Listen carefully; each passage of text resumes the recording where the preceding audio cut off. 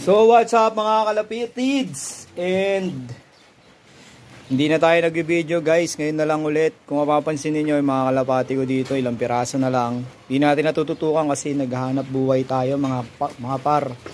Ayun pa si Putol. Kailan nyo ba uling nakita yan mga pre? Ano?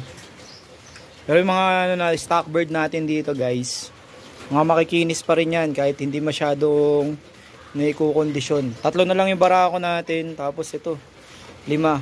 Hindi pa tayo nakakapunta rin sa mga tropa natin, no? Sila shoutout sa inyo, Kenneth Medina, Kenneth Gilyapo. Kamusta yung nyo ngayon diyan? Palipad. Yung kapitbahay namin, yan, merong kalapati.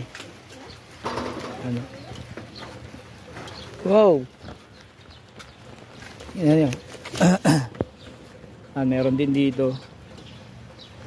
Ayan. So yan yung mga kalapati niya, oh. Siya na lang yung nakakapagpalipad dito sa lugar namin. Ako, hindi na masyado. So yun guys, kung naghintay kayo ng update regarding sa pagkakalapati natin.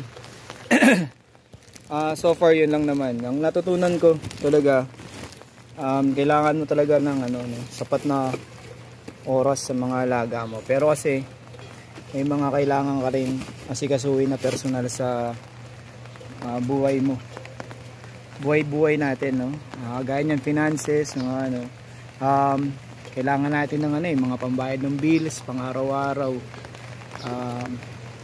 So, one day update ko kayo guys, siguro alam naman natin na nasa puso pa rin natin ang pagkakalapati kasi masarap manood ng ibon lalo pagka lumilipad na, lalo na kapag inilalaro na natin, yung mga umuwi tapos nagpapanalo. Yun lang guys, at in-update lang din ako ni YouTube, kaya ako nag-video ngayon. Marion, ang gawa mo dyan?